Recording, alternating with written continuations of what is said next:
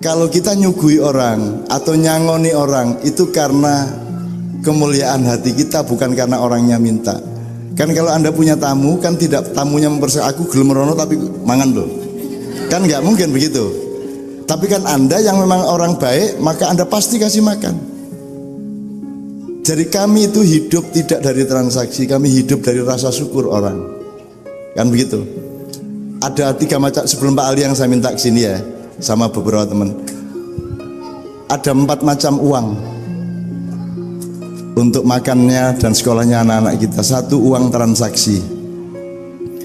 Kalau transaksi itu Anda tahu, yang beli ingin membayar sesedikit mungkin, yang jual ingin mendapat sebanyak mungkin. Jadi nanti terjadi persaingan material kalau uang transaksi. Nomor 2, 3 macam, tidak 4 macam. Nomor 2, uang orang butuh. Orang sedang mengalami kebutuhan dan terpepet, akhirnya jual mobilnya atau jual, bahkan ada yang jual rumahnya dengan harga obral karena saking butuhnya. Kita berhak membeli, tapi kan kurang baik juga, ada kandungan kekejamannya. Jadi juga kurang berkah ini uang seperti ini. Meskipun kita menolong sebenarnya, tapi kan harganya pasti sangat rendah, jadi berkahnya kurang. Nomor 3, uang orang bersyukur. Gitu ya. Anda kerja sehari 8 jam misalnya. Mosok yang nyuruh Anda kerja tidak bersyukur, wong Anda bantu setengah mati. Nah, dia bersyukur dengan memberi gaji kepada Anda. Kalau dia memberi gaji kepada Anda karena rasa syukur di dalam kerjasama itu, maka uangnya lebih berkah daripada sekedar gaji. Ngerti ya? Nah, saya sama Mbak Novia, Kiai Kanjeng dan semua unit saya, sekian sekolahan, sekian unit usaha, unit ma'iyah, macam-macam itu semua hidup dari rasa syukur. Itu teman sekalian. Jadi kita semua keliling dunia ke 36 kota-kota besar dunia, itu semua tidak pakai transaksi. Itu semua karena saling menjadi satu tim satu sama lain. Kowe duwemu apa? Kemampuanmu seberapa? Kasih tahu saya beberapa bulan sebelumnya, ya. Kamu tetap berusaha meningkatkan kemampuanmu, saya juga akan mengisi kekurangan. Saya akan minta kepada Allah. Jadi misalnya kami ke Mesir 27 orang, ke London 23 orang, ke Australia, ke 4 kota Australia 25 orang. Bayangin berapa tiketnya, bayangin bagaimana anunya, pernak-pernik kebutuhannya, kan gitu. Mereka hanya bisa kasih tiket 5 Pak dari Australia, yang 20 saya yang cari. Nah, tetapi apakah saya mampu mencari? Tidak, saya tidak mampu mencari, saya hanya mampu berikhtiar. Tapi yang mengabulkan adalah Allah. Jadi kalau sampean ikhlas, Allah tidak tega untuk tidak mengabulkan. Kan menurut ceritanya ya? Kan gitu. Jadi di situ tuh kita hidup. Kan suami istri kan tidak transaksi. Aku nyambut gawe kon tak kayak sakmene kayak awakmu karo anakmu, tapi kon turu karo aku seminggu ping 3 loh ya. Kan enggak gitu kan? Lah enggak transaksi toh, Bu. Yang indah adalah rumah tangga dan keluarga, tidak bertransaksi. Semua dikeluarkan, semua disumbangkan karena cinta kasih. Alangkah indahnya kalau seluruh dunia ini prinsipnya adalah prinsip keluarga, prinsip cinta kasih, prinsip saling memberi satu sama lain. Gitu loh Mas. Lah enak sih Mas. Nek transaksi ya boleh, tetapi yang menguasai dunia kan transaksi sekarang. Akhirnya bangkrut sendiri toh. Menurut Anda Amerika bangkrut enggak? Yunani sudah jelas dan akan 24 negara nanti ikut bangkrut. Indonesia ketbian gak bangkrut ketbian. Cuman rakyatnya enggak. Rakyatnya hidup sendiri, muter-muter duit cilik-cilik dhewe ana nggawa payung nang mall, ngeterno dari mall ke mobil oleh duit iso mangan. Ya toh?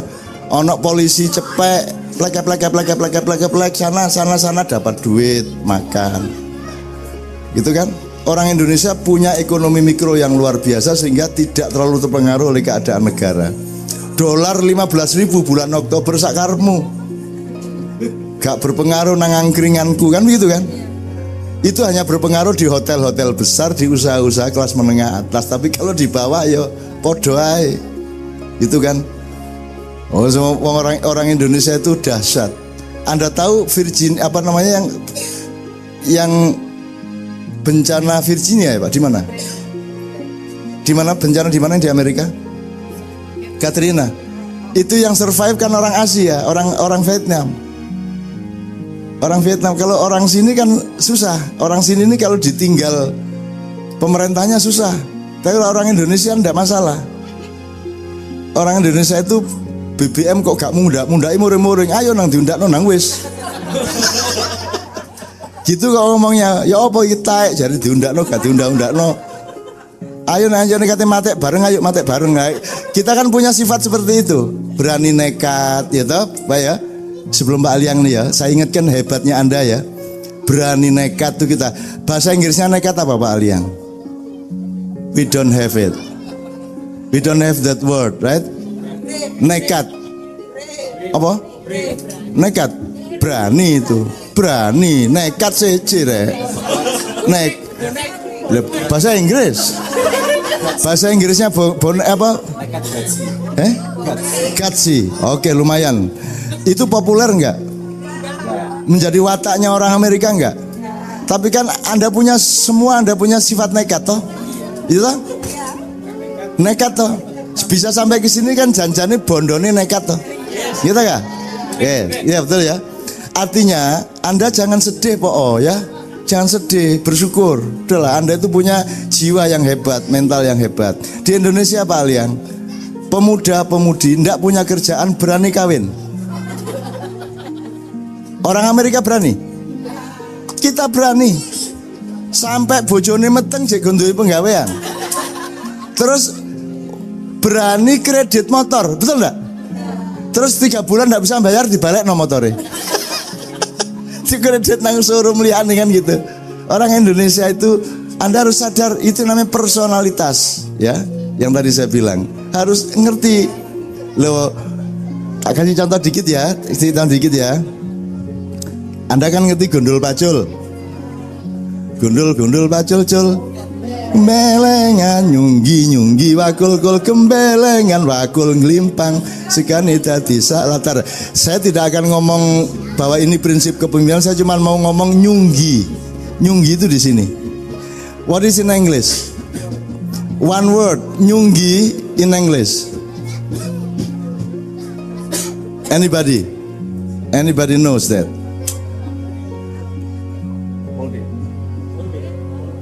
Put things on your head. Ketahuan. Holding nyekel. Ngene wis, oke. Ini bahasa Inggrisnya. Oke, holding. Oke. Gini. Mikul. Sini. Manggul. Ngene. Ngempet. Ngene. Ngene nyangking. Ngene nyekel biasa. Ngene gendong, bopong gitu mboten. Wes. What is in English? All of that. Yo carry tok. Toyota Carry. Carry tok loh. Saya itu ingin Anda itu menggali kembali kekayaan Anda. Orang Indonesia itu banyak akal. Banyak akal. Gitu loh, malaikatnya diakali, Gusti Allah diakali. Wes ya. Kalau jatuh, what is in English? Fall. Bahasa Jawa? Tiba apa? Bentuknya ya apa? Nek ngene ndelosor, ngene ngeblak, ngene nyungsep, ngene bokongnya mendukur jengking. Bagaimana Anda tidak bangga dari diri Anda? Bagaimana Anda tidak bangga menjadi bangsa Indonesia? Kan gitu. Orang Indonesia kok sedih, itu malaikat kecewa. Orang Indonesia kok sedih. Wong melarat aja cengengesan adane. Gitu ya teman sekalian ya. Just to remind you ya tentang diri Anda sendiri. Saya mohon dengan sangat Pak Aliang dan teman-teman untuk maju ke depan sebentar di sini. Tepuk tangan semuanya. Saya berikan mikrofon yang pertama untuk siapa dulu? Siapa dulu? Oke, Mas. Kita masuk ke sini.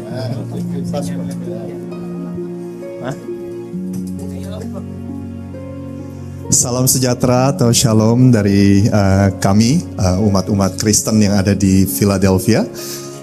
Kayaknya yang butuh perkenalan ini cuma saya. Mereka ini udah orang-orang terkenal di Philadelphia, ya kan? Ini mereka semua udah terkenal. Nama saya adalah Samir Rosid. Saya biasa dipanggil Rosid. Saya dipercayakan untuk menggembalakan gereja GBI Rock yang ada di Philadelphia. Pertama-tama saya ingin mengucapkan saya sangat senang sekali Sabtu kemarin saya juga dapat kesempatan untuk bertemu dan makan siang bersama beberapa teman yang hadir di sini dan juga hari ini merupakan suatu kehormatan untuk saya dan teman-teman boleh menjadi bagian dari hari yang istimewa di tempat ini. Jadi terima kasih telah mengizinkan kita untuk menjadi bagiannya. Kalau kami atau saya diminta untuk merefleksi apa yang tadi beberapa hal yang disampaikan, ada satu ilustrasi yang Cak Nun tadi berikan yang begitu mengena untuk saya dan juga saya teringat ada sebuah cerita di Alkitab ketika pada waktu itu Yesus sedang berada di rumah ibadah dan dia melihat orang-orang membawa korban persembahan pada saat itu. Dan ada satu orang di mana Yesus berkata, sebelum kamu mau membawa persembahan, ayo kamu pulang dulu, simpan dulu persembahan kamu, ayo kamu pulang dulu dan berdamai dulu dengan saudaramu.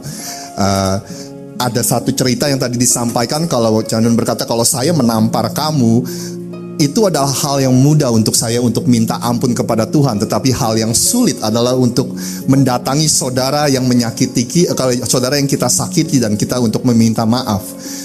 Hal yang sering saya ajarkan kepada jemaat yang saya pimpin, saya katakan kepada mereka bahwa beribadah, datang hari Minggu ke gereja, membaca Alkitab setiap hari, memberi persembahan itu adalah hal yang mudah.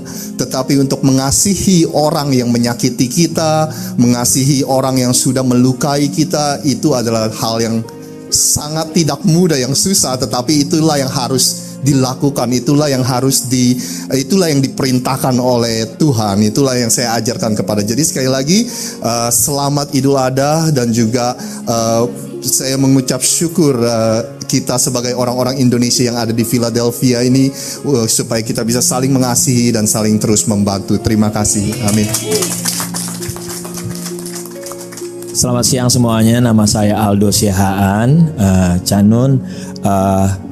Hubungan saya dan juga teman-teman di dalam komunitas gereja Philadelphia Praise Center dengan Alpha itu udah berjalan beberapa hampir 10 tahun yang lalu.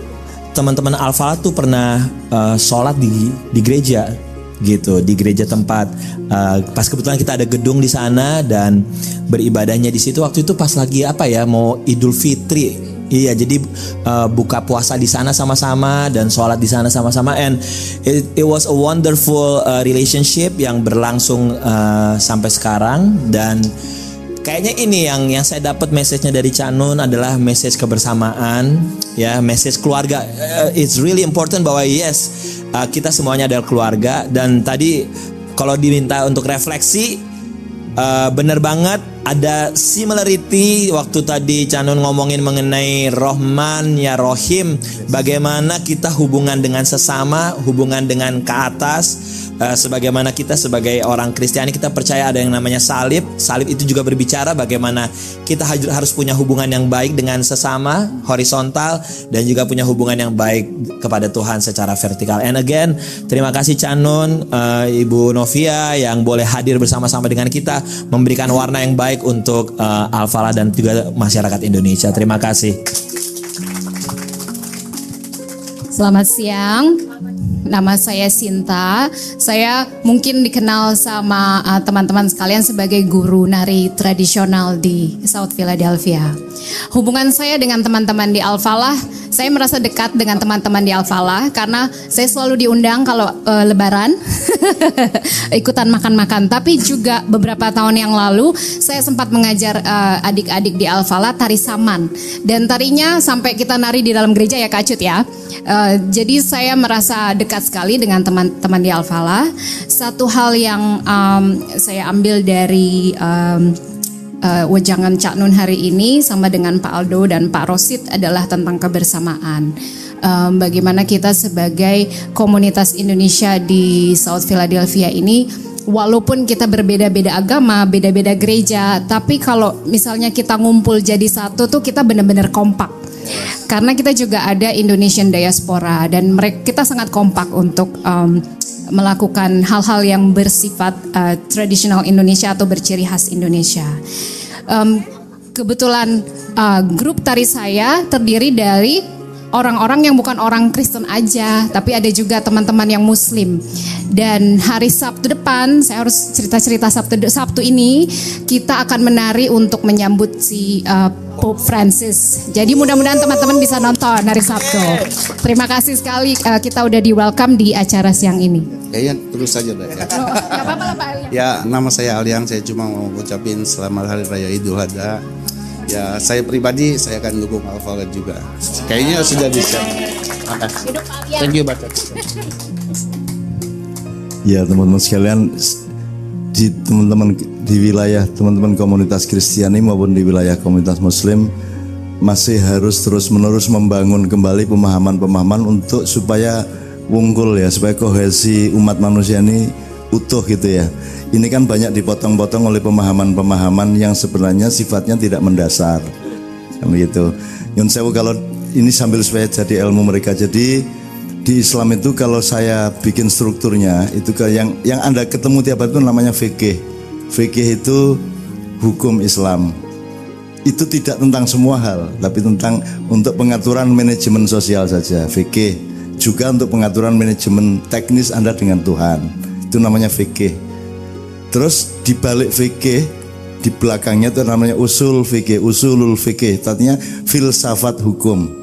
Jadi kalau Anda memahami fikih, kalau ngerti, kalau bisa sedikit-sedikit paham usulul fikih. Kenapa kok ada haram, kenapa ada halal, kenapa ada apa 5 ya Bu ya? Wajib, sunnah, mubah, makruh, halal. Kenapa ada seperti ini? Nah, tolong dicari hujahnya. Hujahnya itu argumentasi sosial dan individualnya. Jadi kalau saya pakai bahasa orang sehari-hari gampang kok. Sesuatu yang kita sepakati tidak bisa tidak kita lakukan, harus kita lakukan. Misalnya bareng-bareng, tidak bertengkar, itu kesepakatannya itu dinamakan wajib. Nah, ada wajib yang karena kita sepakati, ada wajib yang karena Tuhan menentukan. Nah, Tuhan menentukan ini, kenapa Tuhan menentukan? Karena kita kalau nyari nggak selesai-selesai, maka Tuhan kasih shortcut. Pokoknya gini oh, udah kamu percaya aja. Ini harus kayak gini. Kamu tuh kalau bertengkar terus kamu musnah sendiri kamu, gitu kan? Maka Tuhan kasih wajib juga. Tapi prinsipnya adalah segala sesuatu yang jangan tidak dilakukan itu namanya wajib.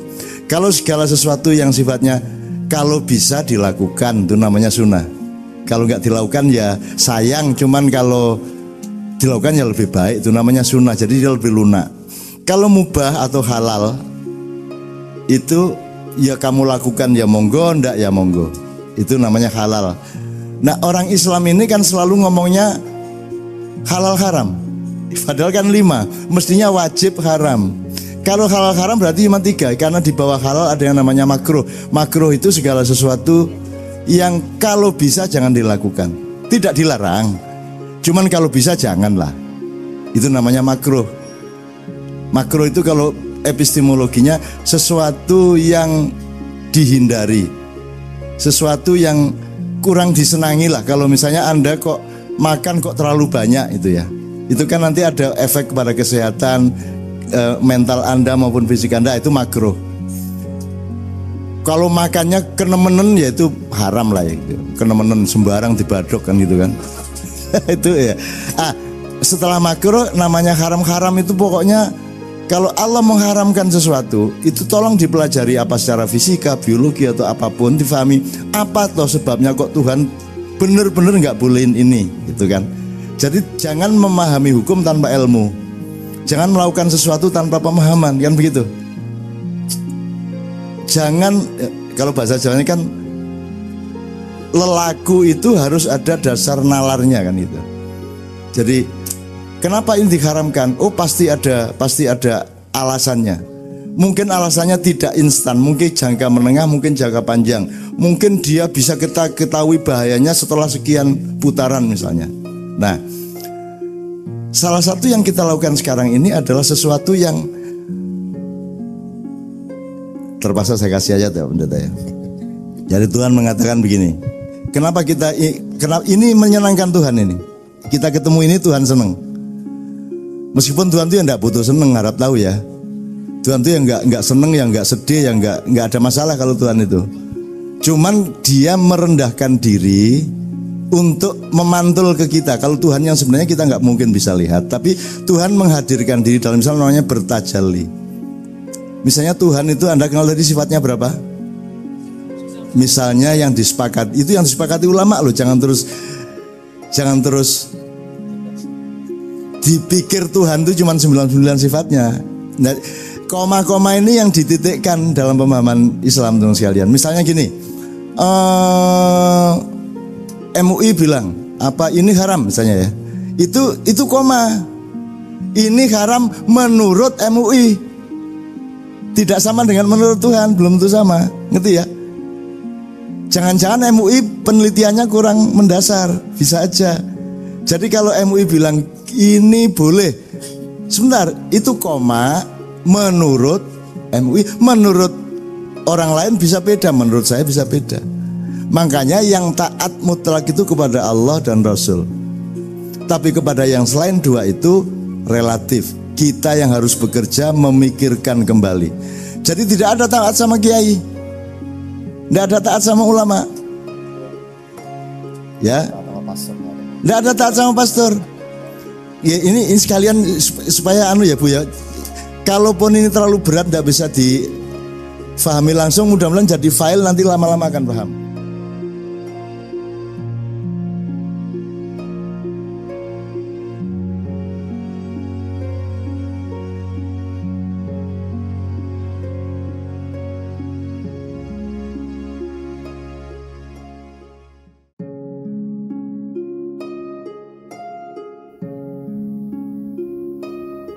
Assalamualaikum warahmatullahi wabarakatuh. Landasi hidupmu dengan rasa syukur. Manifestasi takwa adalah kerja berkualitas dalam bingkai syariah. Syukur adalah ajaran tertinggi di dalam Islam. Bahkan iman sendiri adalah bentuk syukur kepada Allah. Syukur sama halnya menggunakan semua fasilitas pemberian Allah untuk menggandakan kebaikan Allah dan menyajikan kembali kepada Allah Ta'ala serta makhluk dengan kualitas yang sempurna. Hamimayu Hayuning Buwono dalam bingkai syariat, Khalifah adalah berperangai seperti Tuhan. Tuhan mencipta lempung, kita membuat tempayan. Proses kreatif yang sama pada kedudukan yang berbeda. Hadis Rasulullah SAW menyatakan, berperangailah dengan perangai Allah. Mungkin itulah yang jika dinusantarakan menjadi manunggaling kawula lan Gusti. Pengejawantahan hadis itu jelas memerlukan fisik, mental, ilmu serta tekad, organisasi atau pengurusan dan ilham kreatif. Kreatif tidak harus 100% baru. Bangsa Jepang menggabungkan konservatisme dengan modernisme untuk menggandakan kemajuan. Hasilnya adalah modernisasi berakar tradisi kewaskitaan lokal yang esoteris. Produknya adalah obat kimia diganti dengan laser, stem cell, dan probiotik. Kuncinya adalah ilham. Adakah sunatullahnya? Ada 2 jenis hukum sunatullah. Yang pertama, yang zahir, dan yang kedua, yang rahasia atau gaib, yang dapat menginterupsi hukum syahir. Untungnya, interupsi dapat dimohon pertolongan Sang Maha Mudabbir, Allah, Aunullah yang ajaib dapat dimohon ataupun diundang. Rasulullah Shallallahu Alaihi Wasallam selalu berdoa saat genting, yaitu Allahumma alhimni rusydi wa a'idni min syarri nafsi. Jadi, doa mampu mengundang campur tangan Allah dalam bentuk mengubah qada dan memberi ilham. Beberapa ayat tentang pertolongan atau kebersamaan Allah. Pertama, Quran Surat Al-Fatihah ayat 1. Iyyaka na'budu wa iyyaka nasta'in. Hanya kepada Padukalah kami mengabdi dan hanya kepada Padukalah kami memohon pertolongan. Hakikatnya yaitu bukti pengabdian manusia kepada Gusti Allah Subhanahu wa Ta'ala. Yang kedua, Quran Surat Al-Baqarah ayat 153. Ya ayyuhalladzina amanu asta'inu bisabri washolati innallaha ma'as sabirin. Hai orang-orang yang beriman, mintalah pertolongan kepada Allah dengan sabar dan mengerjakan sholat. Sesungguhnya Allah berserta orang-orang yang sabar.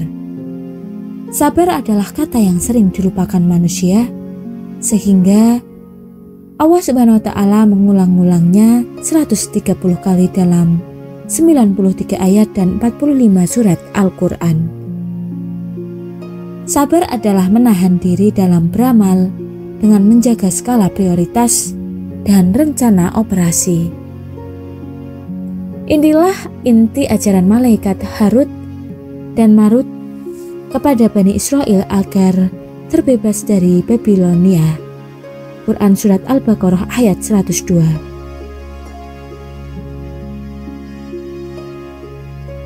Kemudian yang ketiga adalah Quran Surat Al-Baqarah ayat 214. Pertolongan Allah adalah dekat bagi yang bersusah payah dan merasa buntu dalam mencapainya.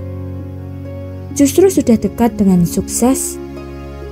Apakah kamu mengira bahwa kamu akan masuk surga, padahal belum datang kepadamu cobaan sebagaimana halnya orang-orang terdahulu sebelum kamu? Mereka ditimpa oleh malapetaka dan kesengsaraan, serta digoncangkan dengan bermacam-macam cobaan, sehingga berkatalah Rasul dan orang-orang yang beriman bersamanya, bilakah datangnya pertolongan Allah, ingatlah, sesungguhnya pertolongan Allah itu amat dekat. Yang keempat adalah Quran Surat Ali Imran ayat 123. Keajaiban peristiwa peperangan di Badar, yaitu sesungguhnya Allah telah menolong kamu dalam peperangan Badar sedang kamu dalam keadaan lemah. Karena itu bertakwalah kepada Allah supaya kamu mensyukurinya. Yang kelima adalah tetaplah semangat, sebab semangat mendatangkan pertolongan Allah. Ingat Quran Surat At-Taubah ayat 41, yaitu berangkatlah kamu baik dalam keadaan merasa ringan ataupun merasa berat, dan berjihadlah dengan harta dan dirimu di jalan Allah. Yang demikian itu adalah lebih baik bagimu jika kamu mengetahui. Yang keenam adalah Quran Surat Al-Hajj ayat 15. keyakinan pada pertolongan Allah mengalahkan teknologi. Barang siapa yang menyangka bahwa Allah sekali-kali tiada menolongnya, Muhammad di dunia dan akhirat, maka hendaklah ia merentangkan tali ke langit. Kemudian hendaklah ia pikirkan apakah tipu dayanya itu dapat melenyapkan apa yang menyakitkan hatinya. Mari kita berdoa bersama. Ya Allah, ampunilah segala dosa dan kesalahan kami yang lalu dan yang akan datang, dan hilaf istri-istri kami, dan hilaf ayah ibu kami, dan hilaf pendahulu-pendahulu kami, dan hilaf kawan-kawan kami dan umat mukminin dan mukminat, serta hilafah yang masih sugeng maupun yang sudah wafat. Ya Allah, kami memohon maaf atas segala hilaf kami, atas segala kelemahan kami, dan atas segala kelalaian kami.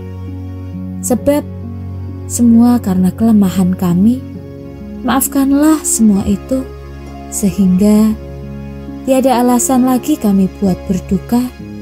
Ya Allah, tetapkanlah iman, Islam, dan ihsan selalu memenuhi hati kami dan hati anak keturunan kami hingga akhir zaman. Ya Allah, jadikanlah kami orang yang berkualitas dalam sabar dan takwa. Ya Allah, gerakkanlah hati kami semata-mata untuk berbuat kebaikan dan memperoleh ridho Engkau. Ya Allah, gerakkanlah hati kami untuk selalu bersatu melawan kemungkaran, dan gerakkanlah hati saudara kami yang belum bersatu dalam jalan Engkau. Ya Allah, gerakkanlah hati kami untuk selalu bersatu melawan kemungkaran, dan gerakkanlah hati saudara-saudara kami yang belum bersatu dalam jalan paduka. Satukanlah mereka bersama kami. Ya Allah, ridhailah niat dan amal kami, bantulah kami, ilhamkanlah kecerdasan ke dalam jiwa dan hati kami. Satukanlah hati kaum kami tetap di jalan Engkau. Sekiranya untuk itu semua diperlukan keajaiban, ya Allah. Ridhailah keajaiban itu menjadi milik kami. Ya Allah, hanya kepada Engkau kami bertakwa, hanya kepada Engkau kami memohon pertolongan.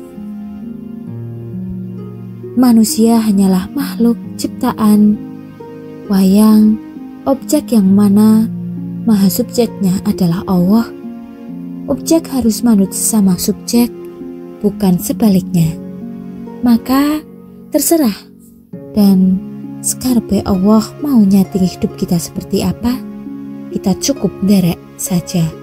Opsinya cuma itu. Sebab kalau tidak nurut sama Gusti Allah, ancamannya berat. Sebuah hadis qudsi mengatakan, sesungguhnya aku ini Allah, tiada ilah selain aku.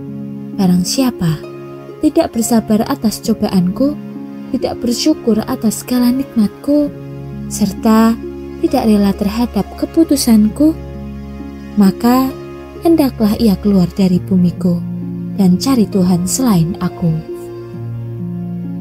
Bayangkan, seumpama kita protes, gerundel, marah sama Allah, lalu Allah tersinggung dan sampai mengusir kita, lantas mau tinggal di mana kita? Padahal seisi langit dan bumi adalah kepunyaannya. Lahu ma fis samawati wa ma fil ard. Al-Baqarah ayat 255. Maka tak ada cara lain bagi kita selain setia menghaturkan segala puja-puji baginya. Dalam siang malam, susah senang, panas dingin, sehat sakit, untung rugi, mujur acur, kaya miskin, tetap doa yang terbaik adalah bersyukur. Alhamdulillah ala kulli hal.